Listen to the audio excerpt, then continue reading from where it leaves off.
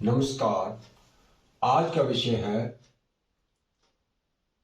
संबंध बोधक अव्यय।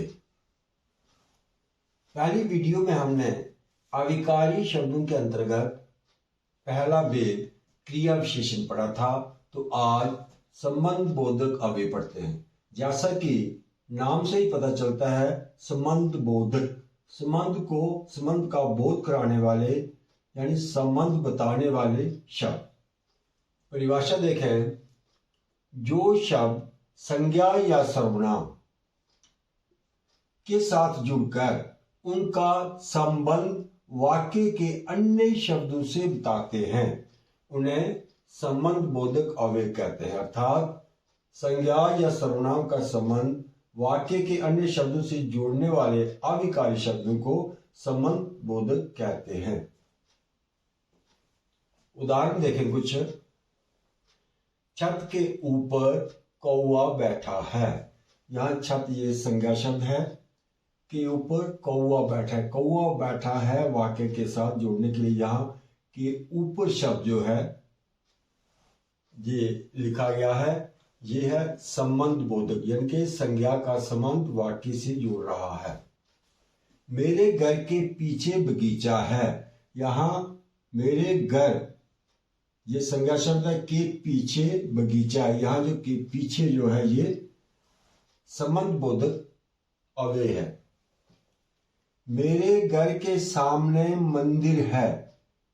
के सामने मंदिर है। यहाँ घर का संबंध मंदिर से के सामने संबंध बोधक अव्यय से जोड़ा गया है। यह है संबंध बोधक।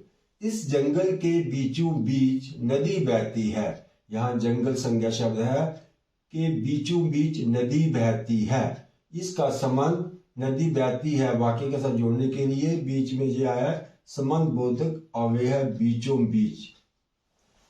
वह रोज गिलास भर दूध पीता है।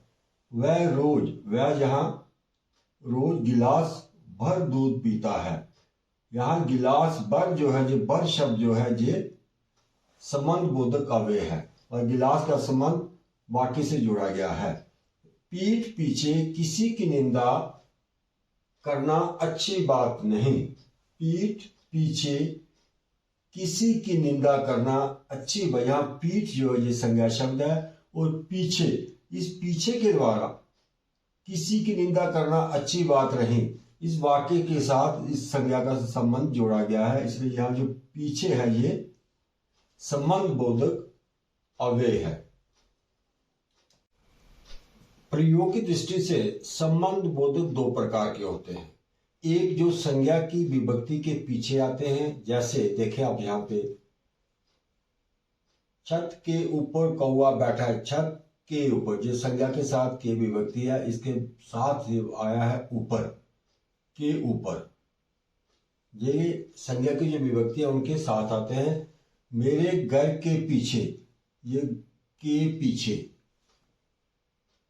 मेरे घर के सामने, यहां घर संज्ञा है, इसकी विभक्ति के साथ के साथ यहां सामने जो है ये संबंध बोधक अव्यय आया है। इस जंगल के बीचों बीच रहे, के बीचों बीच, यहां संज्ञा की विभक्ति के जो साथ में ये संबंध बोधक अव्यय आया है। इसके बाद जो दूसरे जो है वो संज्ञा के पीछे बिना विभक्ति के आते हैं। यानी विभक्ति जैसी जगह पांचवा पॉइंट है, वह रोज गिलास भर दूध पीता है। यहां भर जो है ये विभक्ति के बिना यहां आया है, गिलास संज्ञा के साथ।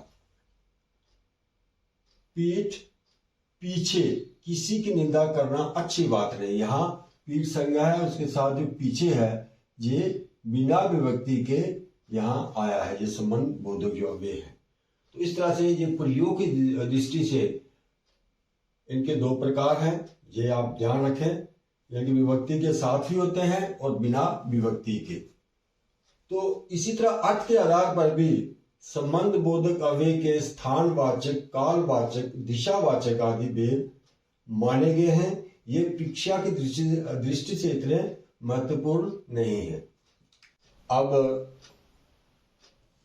क्रिया विशेषण और संबंध बोधक अवयव में अंतर देखते हैं।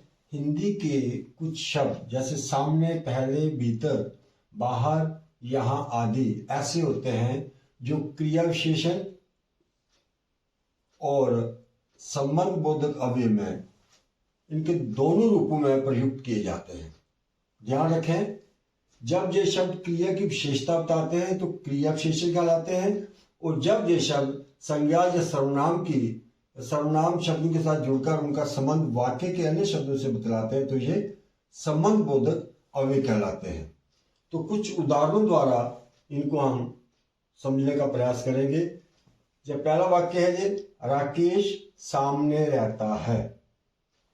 यहाँ रहता है क्रिया है, सामने रहता है यहाँ क्रिया की विशेषता है कि सामने रहता है। और यहाँ मंदिर के सामने राकेश रहता है, यहाँ मंदिर के सामने यानी कि मंदिर का संबंध राकेश के रहने से जोड़ा गया है, ये संबंध बोधक अवयव है। और यहाँ ये सामने क्रिया विशेषण है। गीता पहले आई यहाँ क्रिया है, इसकी विशेषता है कि गीता पहले आई, उसके समा आने के समय के बारे में बताया गया। यहाँ पहले जो है ये क्रिया विशेषण है, और यहाँ पे गीता से पहले सीता आई, यहाँ गीता से पहले सीता आई, यहाँ सीता के आने का संबंध यहाँ गीता से जो है से पहले से जोड़ा गया, और ये यहाँ संबंध बोधक अवयव है। इस बात का ध्यान रखना है। वे यहाँ रहते हैं, यहाँ रहते हैं क्रिया, रहते हैं क्रिया, और यहाँ उसकी दिशा का पता लग रहा है उसके, और यहाँ वे अपने बाई के यहाँ रहते हैं, बाई के रहने का यहाँ संबंध बताया गया इसमें, और ये है संबंध बोधक अवयव। सामने देखकर चलो, चलो है क्रिया और देखकर सामने, और यहाँ ये हो गया क्रिया विशेषण जो सामने है, सामने देखकर।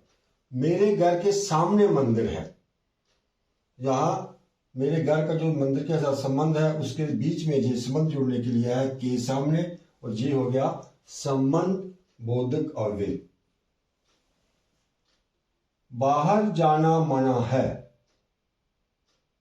बाहर जाना, यहाँ जाने की क्रिया या इसकी विशेषता के बाहर जाना मना है, और यहाँ घर के बाहर कोई है, यहाँ घर के जो संबंध कोई है से यहाँ के बार के द्वारा जोड़ा गया है, और ये यहाँ पे क्या है संबंध बोधक अवयव। इस तरह से कुछ शब्द ऐसे हैं जैसे ये हमने देखा कि ये दोनों में आते हैं, लेकिन यहाँ ये क्रिया की विशेषता के रूप में आते हैं, उनकी विशेषता बनाते हैं तो वहाँ ये क्रिया विशेषण कहलाते हैं, और यहाँ ये संज्ञा या सर्वनाम का संबंध बताते हैं वाक्य के साथ तो वहाँ ये क्या होते हैं, ये संबंध बोधक अवयव कहलाते हैं। तो आज की वीडियो में इतना ही, धन्यवाद।